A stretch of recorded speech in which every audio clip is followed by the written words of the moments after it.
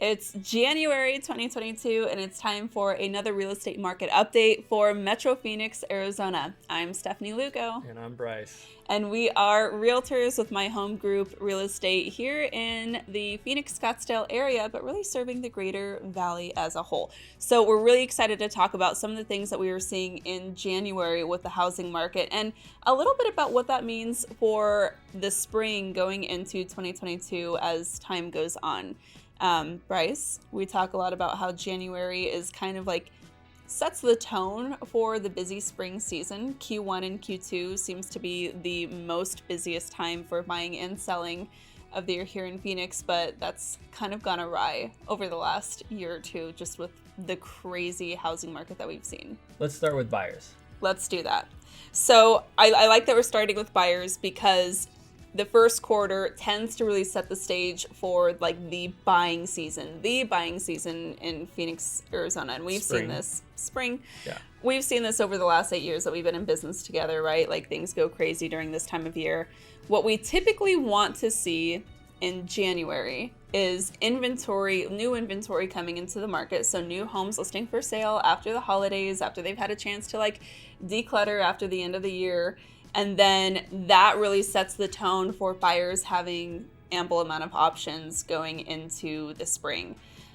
I don't know that we're going to see that this year. We definitely did not see that last year, which was like the beginning of the unprecedented times, I feel like. Yeah, last year numbers were we were talking about it last January about how low they were, and now they're even lower. Yeah, so going into the numbers that I was seeing, and I know you're going to talk about this in terms of inventory, but we are far below what we even saw year over year in terms of inventory. So we did not see that big influx of new homes on the market, which is going to directly affect our buying clients. So as that inventory continues to suffer as it has, that is the number one driving force in terms of the appreciation, like the rising of home values. That's going to hit our buyers the hardest, right? So it really comes to the question of, does it even make sense to buy anymore? Like at what point does it make sense to kind of take a step back and figure out where affordability is going to be for most buyers? There's a couple of factors that go into play here, like rising interest rates, right? Which we're seeing happen right now, and that's, from what I'm seeing, that's sparking a lot of our buyers to want to make a decision sooner. Yeah, we see those interest rates having as we've spoken about on this channel, a much more direct impact on their monthly affordability, which is really how most people are going to make their purchase decisions.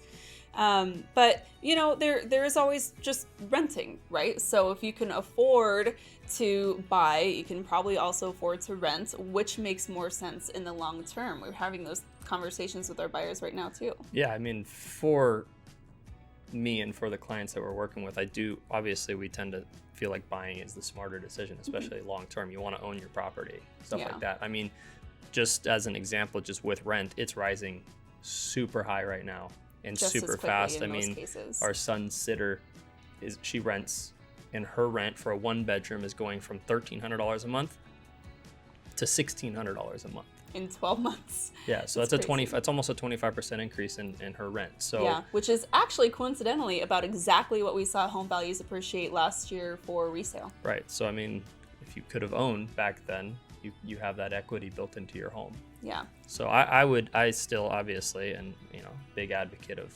if you can buy right now, take advantage of being able to buy with these low interest rates. You will have high competition. We are seeing a lot of buyers. The holidays are over. We're past that. And it's, just waves of buyers still out there trying to take advantage of the low interest rates. We're still in the threes as of this video. So as long as you're well qualified, you're getting a really, really good interest rate. And that's really going to help kind of justify whether or not someone might be on the fence. Real quick, just, another thing that people need to be considering and that we're seeing is like, are you going to be in that area long term? So some people, I've run into a couple people that are just wanting to be around for a year or two so that they are trying to decide, do they want to buy and turn it into a long-term rental for themselves? Or are they just going to be here for a year, rent, and then move? So that's another part to play into there.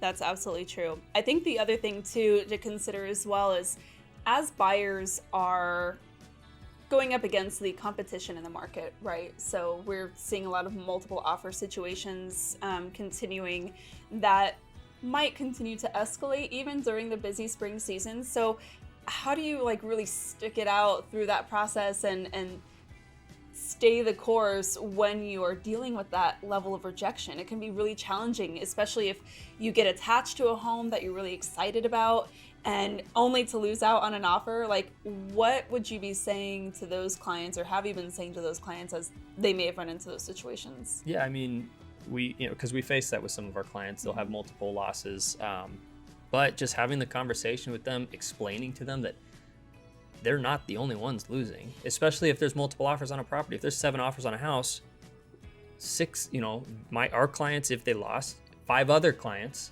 somebody else has lost, they're not the only ones. And if they back out, you're just giving more advantage to the other people that are going to stick in it. Yeah. Other buyers might be backing out. So if you are thinking about it, just stay positive mentally. Got to, stay in it and remember, like, do you want to rent for another 12 months at whatever the cost your rent is plus the rising rents? The example I just gave was almost 25% increase. That's money you're never going to see back. So where do you want to be? Do you want, you just got to stay in it and take advantage of the interest rates again. Because if you rent now for another 12 months, we don't know where they're going to be, but projections, are pushing upward. So you just got to stay positive. Keep your head, mental game. Mental game. I mean, there's a lot of it. You got to stay positive. Yeah. It's challenging for us as agents too, because we want nothing more. Like when we commit to that process and we're on that journey with you through your home purchase, we want nothing more than to see you happy at home, right? Giving the keys on the closing day and like seeing their eyes light up. Like there's no better feeling, and it's a lot of what helps us keep going. And that's part of why this last year or two has been so challenging from our standpoint. But one thing that I always like to think about is, this is going to be your home. It's not just trying to get a win. It's not just the fact of like getting to that finish line, because once you get to the close of escrow and you get the keys, your life begins at that moment. So what is it that you are looking for in the next home? Are you going to raise your family there, or are you going to embark on a new lifestyle, having moved to a new area? Like, what does that journey really mean for you? And isn't that worth just digging in your heels a little bit longer to make sure that that can happen and be a successful home purchase? Sure. And I would say, just for some buyers, if they've lost out, I think most new listings have higher demand. Like if it's a new listing, it's got higher demand, nobody's seen it yet, pops up, they love it. But if you lost out on those multiple times, start looking at some of the things that have a little bit more days on market, or things that are under contract that might fall out, because while we do see completion rate of transactions are higher, like it's higher than it was before, because people are putting more risk on the line that they don't want to lose, like earnest deposits, non-refundable stuff like that. But homes do go back on the market, and when they do, they will have probably a little bit less eyes on it because of the days on market than something that's new. So if you are losing out, try to focus on some of those, and just things that didn't go. Maybe they're not perfect, and if it's going to be a long-term home, what kind of work can you do to the house to make it something that you want to be in for a longer period of time? Yeah. So I would just focus on stuff like that. Homes that are contingent. If you see that a home is contingent upon that buyer's home to sell, right? Those can fall back onto the market because they can have their own issues. Yep. So just being more creative, having your buyer's agent be super communicative with different listing agents across the board, or at least try to be. And this is without a doubt, if I could just like kind of give you a shout out, this is one of your primary strengths as a real estate agent. No one can match you in terms of your ability to be creative and offer really cool opportunities in terms of finding that inventory, finding those listings, but also being able to be that advocate for our buyers through that negotiation, and at least getting them a position at the table to where they have the opportunity to get an offer accepted. So if you are considering a purchase this year, definitely book a time to chat with us. We can talk about your goals and help you find a path towards that home ownership so that you also can get your dream home in 2022. I mean, communication is huge. We just had that call this last weekend with the listing agent who there were 7, 8, 9 offers, something like that. I think when I was on the phone with her, she got another offer, but she said part of why our buyer earned that accepted contract was our communication. Yeah, and they were cash offers too. We beat out cash offers. Offer. Yep. Communication, it's very, very important. So yeah. So we've covered a lot about like the current state of the market. We've talked a lot about buyers. Let's talk about what this is looking for in terms of our sellers. Yeah. Our with the amount of buyers that are hitting the market right now, because I think that a lot of people took the time off like in the holidays. We talked about it in last month's market update, the month before, holidays approaching, stuff like that. Things slowed down on the listing side, but they're still up. I mean, we're not up, but I mean, things were selling. Yeah. Right.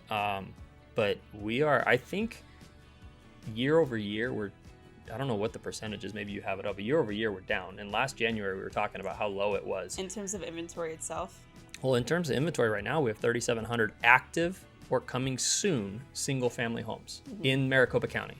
And that's kind of where we focus. We don't push outside of that too much. But so in Maricopa County, you get 3,700 single-family homes. So that doesn't include condos, townhouses, patio homes, which we don't truly track on our end. We're looking at them. But as far as single-family homes, you got 3,700 in Maricopa. Under $1 million, which is a larger purchase area, is only 3,000 homes. Yeah, that's crazy. It's super, super low. And but we are seeing stuff pop up regularly. It's just with such high buyer count, we still have a huge influx of people moving here. Yeah. The weather's perfect outside. People want to buy. No holidays to get in the way. So here's a question for you then. I was actually asked by a homeowner whether or not it makes sense for them to do certain repairs. Like, should we even bother painting the exterior of the home before we list? Or does it really matter to like work super hard on decluttering our house and doing these minor fixes before we hit the market? Because there's so much demand. We have those conversations with our homeowners a lot. What's your look on that? I wouldn't go repaint your house. So I would get an estimate from a painter in that circumstance, only because if you do face that objection or somebody says, well, it looks like the paint's flaking or whatever, you're ready to go. Be prepared to do it if you need to do it. Yeah. Decluttering, 100%. You declutter the house. Make this house look perfect. Like, it needs to look like a model home. We get our sellers way more money when their home looks like a model home. Yeah. And we just went through that. We did, which we will be having a video coming up soon about an experience exactly in this context with this story. But I think it's important too, not every home is selling with multiple offers, because we just were able to get another buyer under contract for a home that had been sitting on the market for 30 days. Yeah. And who knows what happened with that specific listing, but just because your neighbor down the street was able to sell $25K over ask with multiple offers, does that that doesn't mean that every single seller on the market is entitled to that or should expect it. No. The ones who are really taking the care to prep their home for the market are seeing those results. You need to rope the buyers in still. They want to see a beautiful home. Yeah. A lot of buyers do. But it goes back to if you are the buyer and you're losing out, look for those properties. Yeah. Because, if you can see past people's, cluttered house and stuff like that, or paint on the walls, you can get yourself a property in this competitive market like we just did. Yep. Yeah, but from the seller's perspective, I would, if you have pink, blue, weird colored walls, not that blue's bad, it's my favorite color, but like if you have like these wild walls, you might paint it in that sense. But if you have like, it just needs to be touched up, like just get some quotes. That there's something that you might want to do, get some quotes, be prepared to do something like that. And if you get the offer that doesn't require it, then great. But at least you're ready to go. And it's not going to show up terribly in photos. Yeah. But the clutter, that will. So, yeah, I mean. Good point. So a lot of our sellers are doing that right now, preparing to list in the spring during what we typically see is like the peak selling season being like February, March is when we see the highest number of new listings. So if you're in that camp and you want to talk about what that might need to look like in your unique situation, again, just quickly book a call with us below. All the details to do that. We can hop on a quick phone call, hear about your story, and from there we'll decide if working together is a good fit. Thank you so much for tuning in to this January market update. Until next time, bye.